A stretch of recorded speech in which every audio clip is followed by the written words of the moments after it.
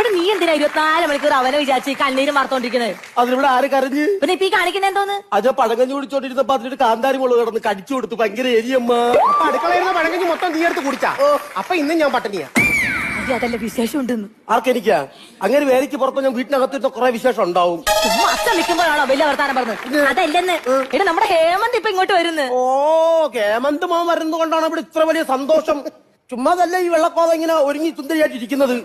നിനക്കെന്താ ചെറുക്കനെ പറയുമ്പോ ഇത്ര ദേഷ്യം? നിങ്ങൾക്ക് എപ്പോഴും ഈ ഹേമന്ത് മോന്റെ കാര്യം മാത്രമുള്ള ഒരു മരുമോനില്ലേ കർണേട്ടൻ?